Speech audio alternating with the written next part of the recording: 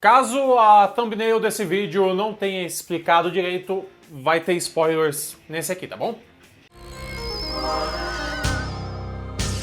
Seja muito bem-vindo ao Dados e Contracapas, esse canal lindo e maravilhoso que nesse vídeo tem o propósito de falar um pouquinho mais sobre Porém Bruxa, da Carol Kiovato, mas agora citando partes de spoiler do livro para eu dar mais algumas considerações que eu acho bacanas sobre a história. Então, mais uma vez, terão spoilers, siga por sua própria conta e risco. Para começo de conversa, logo no começo da história, eu já me identifiquei com a Isis, porque bem no início, quando cai aquela putada de casa em cima dela, ela já explica o motivo do qual ela não conseguir ficar parada enquanto vê uma injustiça acontecendo, mesmo que não seja da alçada dela como uma monitora do mundo bruxo, do mundo sobrenatural. Essa sensação, essa revolta de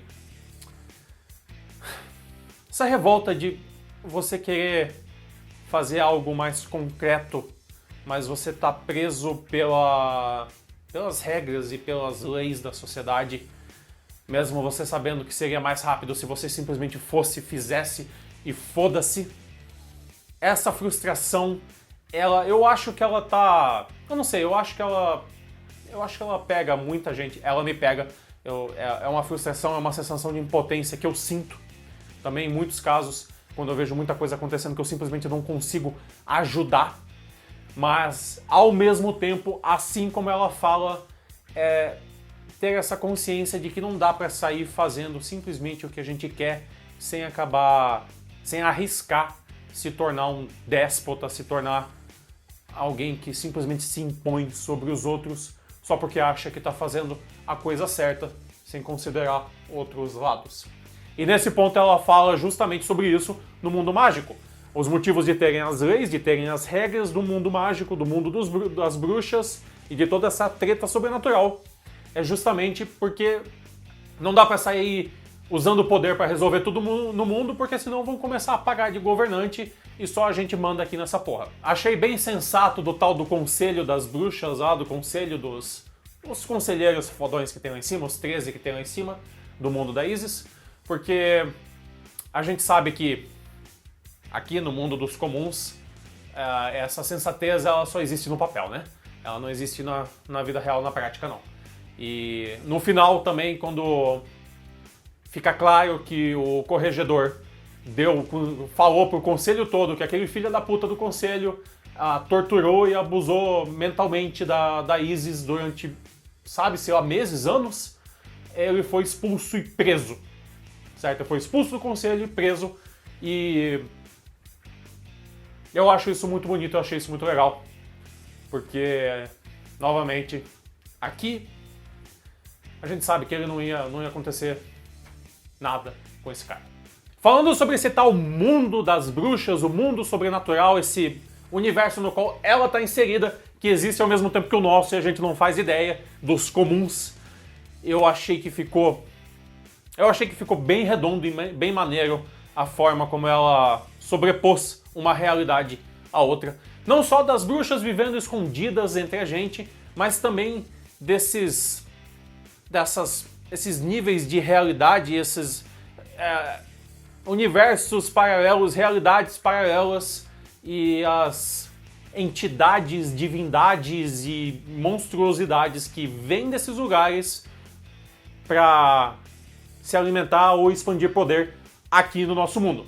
A forma como ela explica o jeito que as religiões funcionam dessa forma, eu achei foda.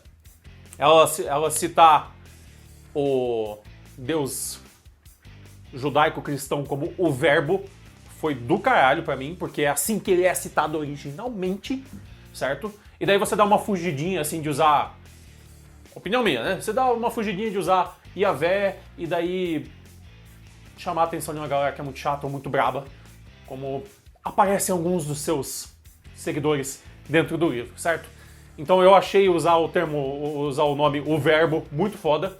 A explicação que ela dá pra ele, eu achei do caralho também. A forma como os deuses, as divindades em geral, buscam crenças, buscam crentes, buscam seguidores Eu achei do caralho. Você crer que ele existe não significa você idolatrá-lo, e não é a idolatria que importa, é a crença de que existe. Isso daí, tipo, fale bem ou fale mal, mas fale de mim, só que com divindades. E todas elas são muito bem respeitadas quando são abordadas. Eu achei isso foda. Eu achei muito legal. Eu achei que ia ter mais das divindades gregas. Tem um pouquinho no comecinho, assim, tipo, né, o prólogo, só pra dizer quem que é a Isis. E eu queria que tivesse mais. Talvez tenha mais delas em outros livros. Mas daí é porque eu sou um... Eu sou paga-pau de mitologia grega, eu adoro mitologia grega. É por lá que eu comecei a estudar mitologias, então... Questão de gosto pessoal. Espero que tenha, mas não fez falta nessa história que tá mega fechada e já mega bem preparada. Inclusive essa parada da crença, de crer, de ter o poder da... Não exatamente da fé, mas das pessoas acreditarem na existência daquilo, me senti um pouquinho... Me deu um gostinho de Gaiman em Deuses Americanos. Semelhança, deixando isso bem claro, semelhança não é igual à inspiração. Eu senti uma semelhança. Se teve inspiração ou não, daí vocês vejam com a Carol. Eu não sei se teve ou não. Mas isso me chamou a atenção e eu gostei, porque eu gosto pra caralho de Deuses Americanos também.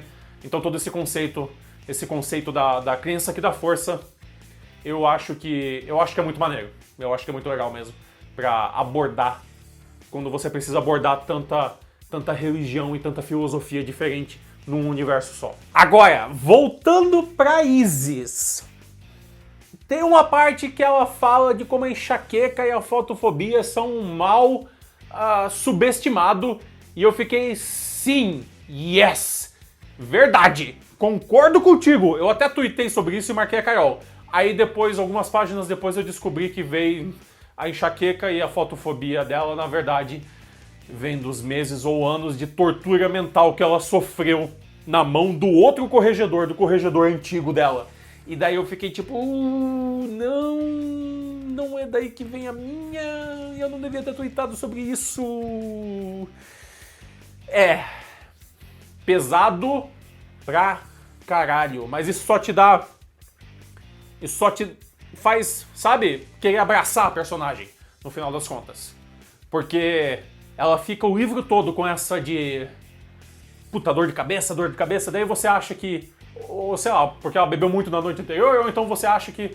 Porque ela tá usando magia direta e ela tá sempre com enxaqueca, sempre com dor de cabeça. E eu que tenho enxaqueca sei que isso é uma bosta. Mas quando você descobre da onde que vem...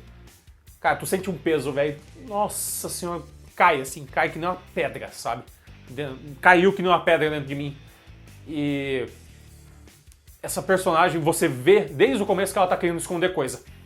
Que ela tem uma necessidade de fingir que não é fraca. Ela tá sempre querendo se provar como autossuficiente e como uma pessoa que não tem fraqueza e não se abala. Quando, na verdade... Ninguém é assim. E daí quando você entende da onde que vem isso, da onde que vem essas dores e da onde que vem essa sensação, sabe? Você percebe que ela tem essa... Você percebe que ela tem essa agonia de não querer mostrar fraqueza pra ninguém. Aí, cara, puta, velho. Nossa. Eu tinha me identificado com a protagonista no começo da história, quando ela falou sobre a filosofia dela de querer ajudar os outros, mas entender que existe a burocracia, existem regras que precisam ser seguidas. Mas aqui chega no ponto onde eu me separo dela, porque eu entendo que essa personagem, tipo, passou por coisa difícil, escrota pra caralho. Pra caralho mesmo. E esse passado dela de ter sido abusada e torturada, não abusada fisicamente, abusada psicologicamente e torturada psicologicamente e fisicamente, porque o cara entrava na cabeça dela pra torturar ela. Tudo isso é por causa de um personagem extremamente escroto no passado dela, que ascendeu mesmo assim a posições mais altas. Isso deixa ela insegura o tempo todo, porque ela sabe no fundo da cabeça dela que não importa o que ela faça, se ela chamar atenção demais, ela vai ter que se confrontar com esse filho da puta de novo.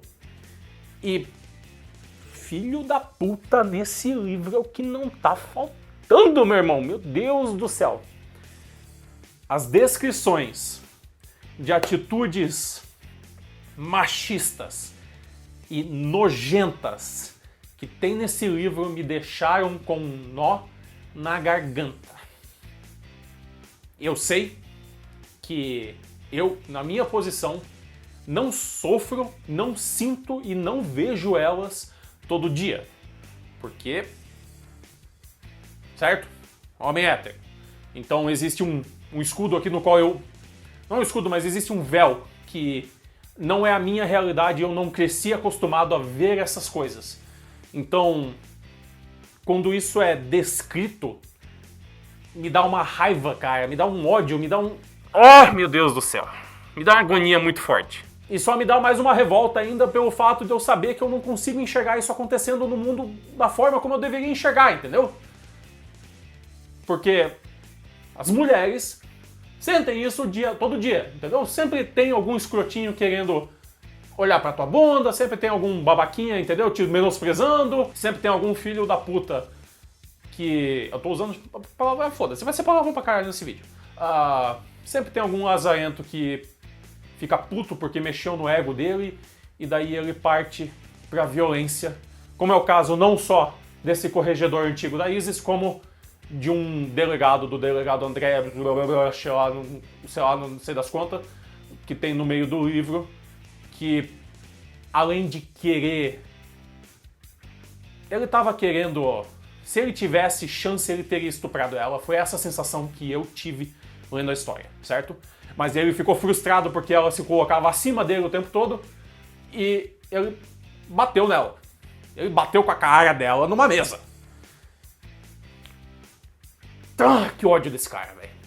Se você lê esse livro, se você, homem, lê esse livro e você não parar pra pensar assim, em algum momento você teve qualquer traço de atitude que poderia ser minimamente semelhante a qualquer coisa assim, mesmo que não seja tão extrema, mas se você não parar pra pensar, pra mim você não presta tanto quanto você acha que presta, cara. Essas representações, elas estão lá porque elas acontecem, isso não faz parte da fantasia do livro, isso acontece todos os dias e é função porra nenhuma, é obrigação básica de todo homem que se ache no mínimo digno de respeito pensar assim, em algum momento teve alguma atitude desse calão, de tão baixa dessa forma. É esse o nível de ojeriza que esses personagens causaram em mim, certo? E eu acho que eles foram feitos justamente para causar isso nas pessoas. Então, parabéns, cumpriu a função, odeio todos eles. Já num tom bem mais leve, o ambiente, o cenário do livro, que é a cidade de São Paulo, vista de uma forma mais mágica, certo? Sobrenatural. Eu, Luiz, pobre comum, sem poderes mágicos nenhum, adoraria conhecer essa versão mística da cidade. Eu tenho um certo fascínio sobre São Paulo, porque eu morei ali do lado durante alguns anos da minha vida, foi uma época muito feliz, uma época muito alegre, então assim, São Paulo me traz uma memória afetiva maneira. Mas eu sei que ela é uma cidade que ela exacerba um dos grandes problemas do Brasil, que é essa desigualdade gigantesca que existe. Então você tem pedaços dela que são simplesmente magníficos, e você tem pedaços dela que são medonhos, horríveis, ou tristes e deprimentes.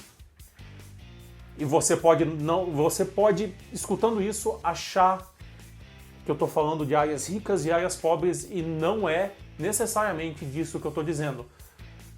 Porque das áreas mais pobres e humildes podem sair os maiores laços de família e as atitudes mais benéficas e bondosas que existem. Enquanto que da área mais rica tá cheio de empresário explorador que não paga nenhum salário mínimo para seus funcionários para ele poder comprar um Camaro no final do ano. Então, não sinta que eu tô... Não tô comparando o dinheiro dos moradores das regiões, mas a cidade de São Paulo sim tem muito desse contraste gigante, né? Que na verdade o Brasil todo tem assim, mas eu acho que aqui que tá descrevendo São Paulo ficou magnífico, sabe? Eu senti São Paulo enquanto eu ia. Eu senti São Paulo enquanto eu ia. E eu acho que isso só consegue vir de uma pessoa que morou em São Paulo a vida toda, certo? Ela consegue tirar esse extrato de São Paulo pra, né? Ela torce São Paulo e joga em cima da história dela. Porque funcionou. Pra mim, eu senti certinho. Apesar de não necessariamente conhecer os prédios das cidades, porque eu morei lá faz muito tempo e eu visitei só mais algumas vezes depois, mas eu consegui sentir esse ar de São Paulo, esse ar poluído, cheio de fuligem e às vezes bem seco. Essa foi a versão com spoilers de Porém Bruxa, mas se você quer a versão sem spoilers, tem aqui ó, a sinopsezinha rapidinha do livro e o vídeo de baixo foi indicado direto do YouTube pra você. E eu vejo você no próximo vídeo, beleza? Até mais!